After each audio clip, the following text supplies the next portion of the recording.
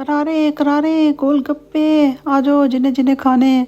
तो लो जी, यहाँ पर बन रहे हैं गोलगप्पे।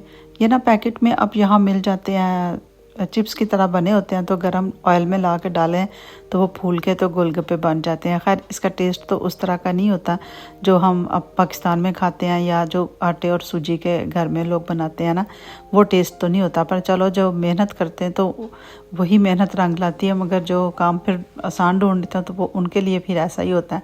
तो चलो जी, यहाँ मैंने बना लिए गोलगप्पे। दरअसल मैंने पहले भी एक दफ़ा ना गोलगप्पा पार्टी की अपनी फ्रेंड्स की।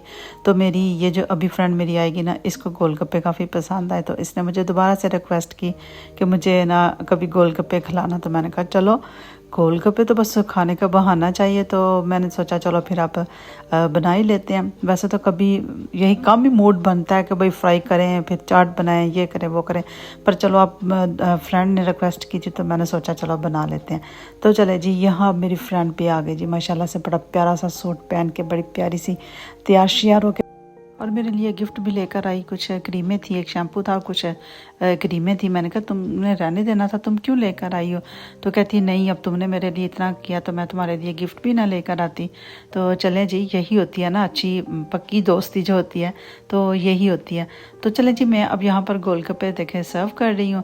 फिर उसने मुझे बोला कि चलो लाओ मैं भी तुम्हारी हेल्प करती हूँ। इस तरह फिर हमने गोलगप्पे भरे, और गोलगप्पों के साथ साथ मैंने समोसे भी बना लिए थे, और बाद में चाय भी बना ली थी। तो फिर हम लोगों ने एंजॉय किया जी, खाया पिया, और बड़ा मज़ा आया। बड़े अच्छे से, बड़े मज़े से हमने गोलगप्पे खाए, और उसको भी काफ़ी मज़ा आया। तो चलें जी, मैं मिलूँगी अपनी किसी नेक्स्ट वीडियो में। टिल देन, अल्लाह हाफिज़।